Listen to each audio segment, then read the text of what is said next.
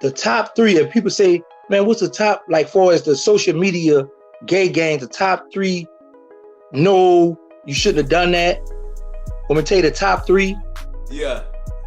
The one with Baby and Wayne. Okay. The one with Young Thug wearing the dress and stuff. And the one with one of the original Hot Boy Sterling sitting on my lap.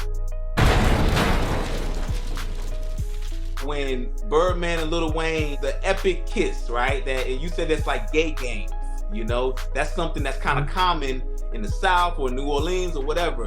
And when that incident happened, the epic kiss, were you sitting back laughing? Were you like, man, that's a violation? Well, let me say this. Certain parts of New Orleans, the homies did that. It's really, certain parts of New Orleans and jail stuff, right? When that happened, I was in prison.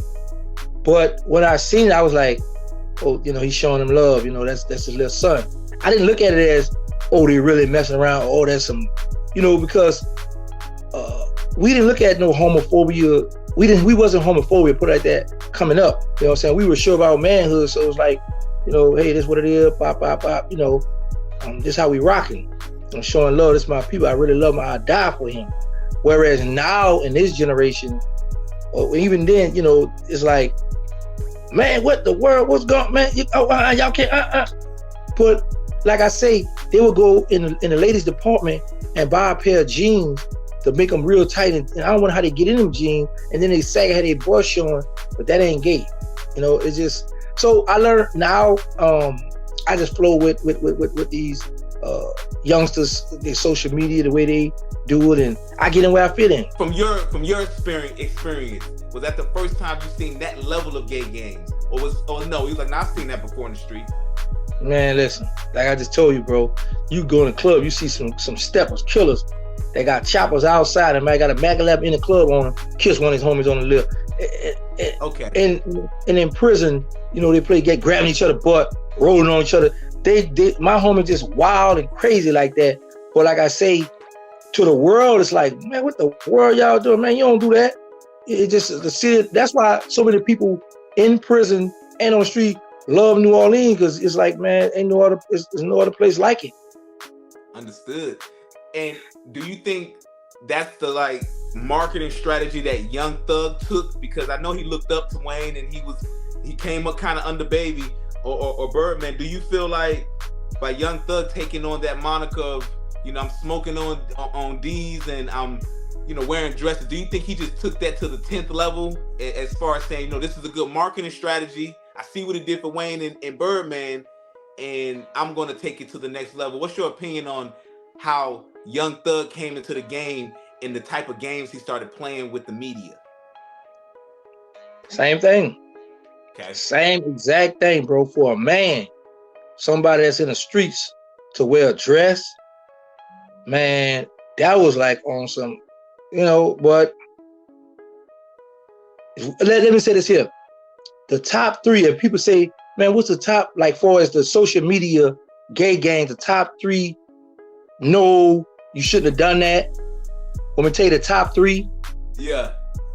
The one with Baby and Wayne. Okay. The one with Young Thug wearing the dress and stuff. And the one with one of the original Hot Boy Sterling sitting on my lap. Bro, listen, because now, with me on the outside looking in, yeah, I'd be like, wow, man, we did some wild stuff, bro. So, when you go your top three, you down bad moments in social media, I would say it'd be them three.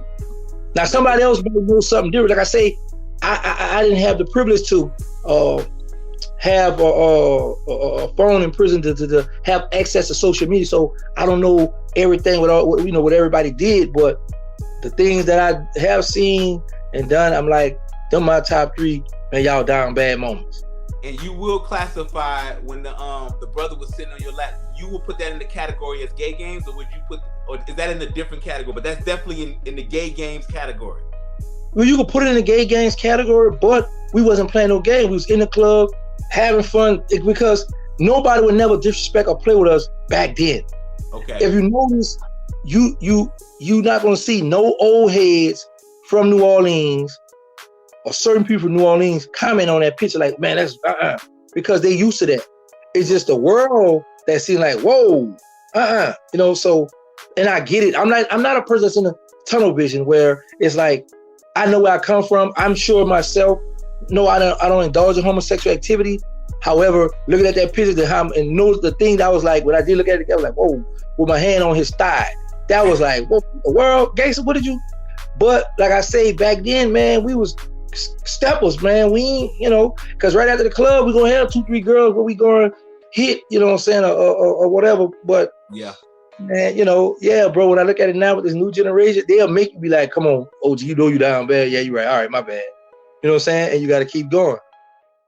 So I first want to commend Brother Terrance Williams for being completely transparent and honest and confident with who he is as a man.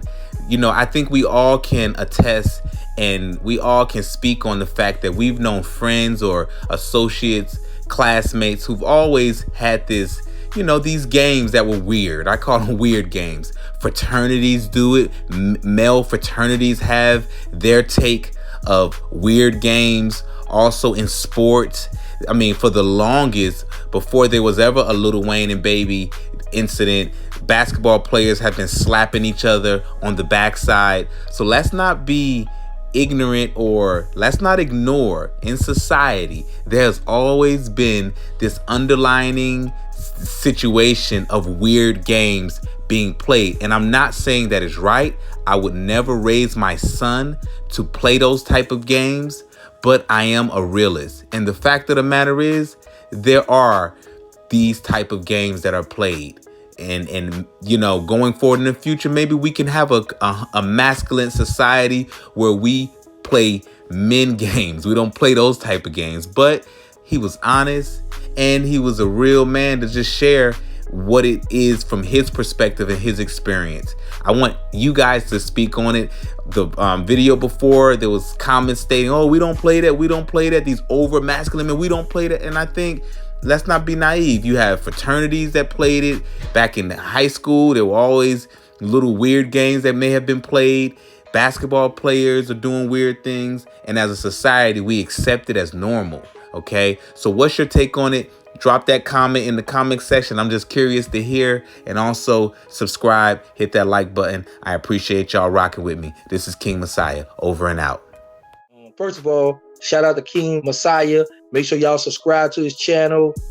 Good brother, homo bro. Y'all see how his interview very respectful.